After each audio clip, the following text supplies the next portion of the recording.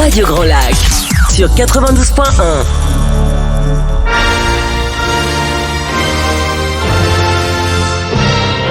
Your English Weekly. Your English Weekly. La chronique 100% en anglais de Radio Grand Lac avec Sinead. Hello everyone and welcome back. This is Your English Weekly on 92.1. So tune in every Tuesday from 12:30 to 1:45. Your English Workshop sponsors Your English Weekly, and Your English Workshop is a training centre for English lessons for adults and children in aix-les-bains and the Ravoir. Visit their website for more information. So hello everyone and welcome to Your English Weekly. I'm your host Sinead, and Your English Weekly stimulates English speaking with an expression of the week in aix-les-bains and in France. So we have a new guest for us this week, and you're going to be listening to Litzel Kutsi. Is that the way we say it, Litzel? Yeah, that's correct. Fantastic. So Litzel is here with us to talk and to have a little chat about South Africa. So that's going to be fun. Thanks, Litzel, for coming. And before we start, Litzel, I just want to ask you the expression, to put the ball in one's court. What does that mean? Do you have any idea what that means, to put the ball in one's court? I would imagine that it is up to you now to make the next move after somebody's given you some choices. Well, we'll see at the end if you're right.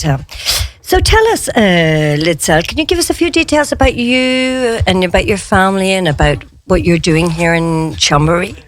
Sure. I was born and bred in South Africa, grew up in Pretoria.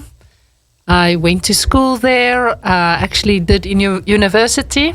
And then after I got married, we moved to Polokwane, which is in the north of the country, and lived there. My husband started working for a French company. And so then we got the opportunity to move here to Chambéry, and that's where we've been ever since. Sounds great. And do you have any children? Yes, I've got two. My daughter is at university at the moment, and my son's just finishing school now. And apparently he's a big sports guy. He loves sports, does he? Yeah, he does.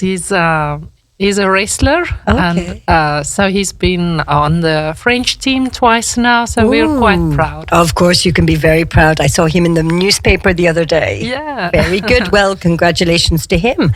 Okay, so very, very, very interesting, all of this. But before we start, can you tell our listeners where South Africa is located? South Africa is on the southernmost part of the African continent, and the Tropic of Capricorn runs through the northern part of South Africa. Okay, so quite a diverse landscape then. Yeah, definitely.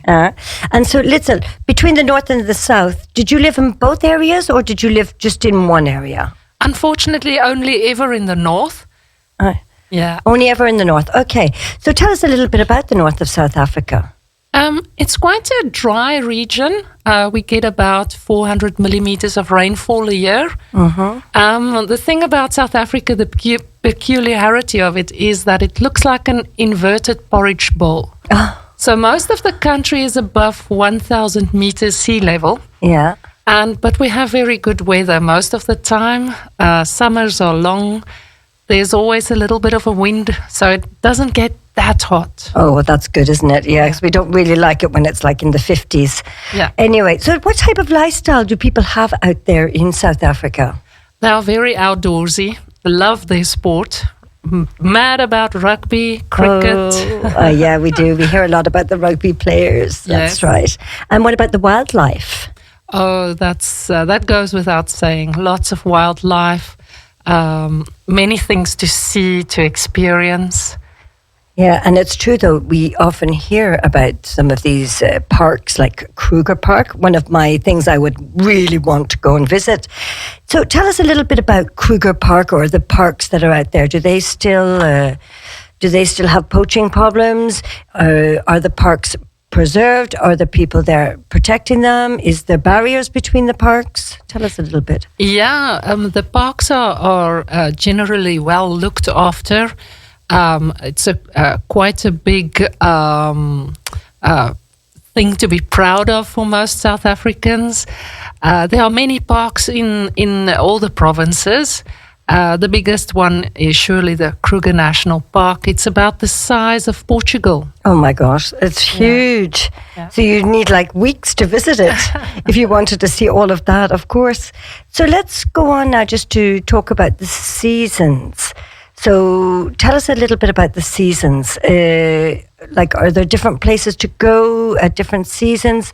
For the moment, what's the weather like? Is it the winter season, the summer season, like us? So winter is just starting now. Okay. And winter is normally not very long. It's about 8 weeks that we are cold, but we really feel it in South Africa because the houses aren't isolated. So we're more geared towards summer and letting in cool air than isolate. So if we went to visit, it wouldn't really matter if we went in our summer season, which is starting soon. It wouldn't matter for us to go now to visit South Africa. No, actually, that's one of the best times to visit the national park, because then your risk is very low for illnesses like malaria. Because in summertime you have to take extra precautions when you do that. But in winter, because of the diversity of the country, if you go to the Natal region, the northern region, it's lovely. You can still keep on swimming right through winter. Okay, so that is nice to know. So if we have people going over to travel there, is it an expensive type of country? Is it a cheap country? What currency do you use?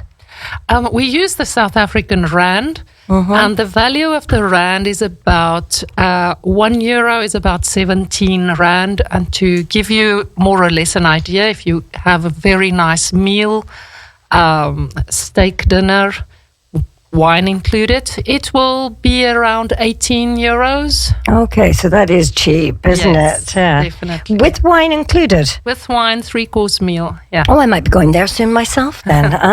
So tell us, I know that there's different languages. I think there's about 11 languages in South Africa. Which languages do you speak, Lidsel? I know you can't speak 11 languages. And of course you speak perfect English because you're with me teaching English, so we know that. But what language do you speak from South Africa? Yeah, I can confirm we've got 11 official languages. I speak Afrikaans, that's my home language. But all children are required to learn English because that's the language most widely spoken in South Africa. Okay, so most people do communicate with the English. And how would you define then the Afrikaans? Is it the Dutch or is it... Yes, it's got a big Dutch influence. Actually, as the language evolved, it's more related to Flemish now. We understand the Flemish language very well. Okay, so it's related to that. And what holidays, what are the I'm not going to say the famous holidays, but when are your national holidays in South Africa? We've got a few of those. The 27th of April is an important one. That's Freedom Day. And then also Nelson Mandela's birthday we celebrate. Okay. Yeah. His birthday, okay. Yeah, and for him, we have the 11 minutes of giving. Okay. So you can donate your time and do something and make somebody's life better. Oh, that's really nice. Yeah. That's really nice. So what do you do on these types of days? Do you go to garden parties or how do you celebrate these days? Yeah, South Africans are very generous. They love to entertain. And so they really focus on their homes, their gardens, keeping it beautiful. Okay. And if we were a European wanting to go over there to South Africa, do we need to have a visa? No, we're lucky in that way because you can go to South Africa for 90 days without any worries. Okay, so that's fantastic. And tell us, where would you recommend people to go and visit if they wanted to go to South Africa? Oh, there are so many beautiful areas. If you want sun and sea, I would definitely recommend that you go to the Natal coast. If you want a bit more wine thrown in there. Yes. I would travel to the Western Cape. The winelands are excellent. You get the garden route there, so there's so much to see and do.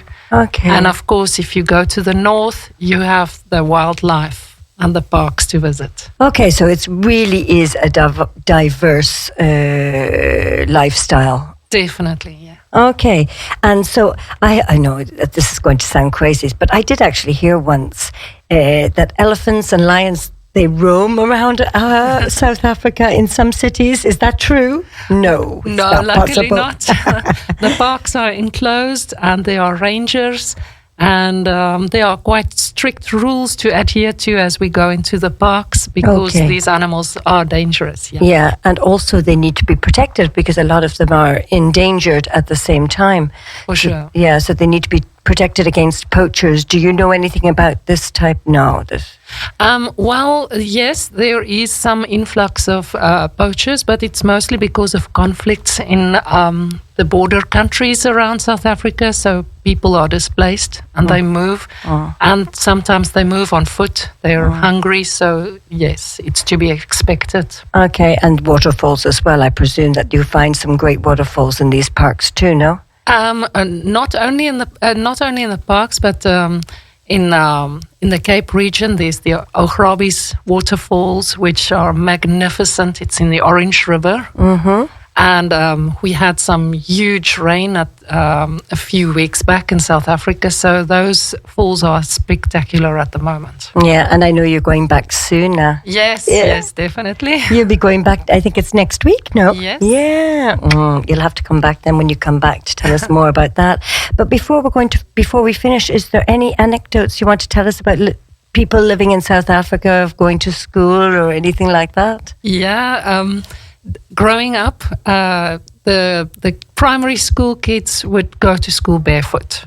They go to school barefoot, yes. So they go to school without shoes. Yeah, because the mums got so fed up. You always leave your shoes at school and somebody else gets your shoes, so they just decided, if you want to go barefoot, you do that. No, so children actually go to school barefooted. Yes, only when it starts getting a bit colder, they would wear shoes, but during the daytime, when it's nice, they take it off again. They take them off and they just stay there. Oh gosh, that's hilarious. So I could not imagine our children going to school without shoes. We would be sent back saying that, where are your children's shoes? They cannot come to school without shoes. Of course not. And imagine we have the British system of wearing school uniforms. So yes, good. That's true. You have the uniforms as well, like we did in Ireland. So before we finish, how could you define South Africa in just a couple of little words? I would say it's a country of diversity. You've got, it's a total rainbow nation. And that's why it gets its expression, a rainbow nation. Yes. Oh, thank you so much. So back to my expression, Litzel, before we finish, to put the ball in your court. You are right, Litzel, with what you said. One has the responsibility for further action, especially after someone else held responsible. So, for example, well, let's see. For example, I gave you the ticket to the Musilac. I know you're not fond of too many people, but you do like Simple Minds, don't you, Litzel? Oh, I definitely do, yeah. Well, the ball is in your court. If you want to go to see Simple Minds, well, you have to put up with the people. I might definitely take you up on that one. Well, anyway, that's all from us today. If you wish to listen to this podcast again, don't hesitate to find us on YouTube. And you will see my Facebook page with the expression of the week. So have a lovely week. I'll be back with another guest next week. And don't forget to tune in. You will have Astrida. No, we won't have Astrid today. We won't have Jessica today, but we'll have somebody this afternoon. Okay, so I wish you all a wonderful week. And thanks for joining me today. And thank you, Litzel, for coming. Thank you, Sinead. It was lovely talking to you. Bye to everyone. Talk to you soon. Your English Weekly. Your English Weekly. La chronique 100% en anglais de Radio Grand Lac avec Sinead.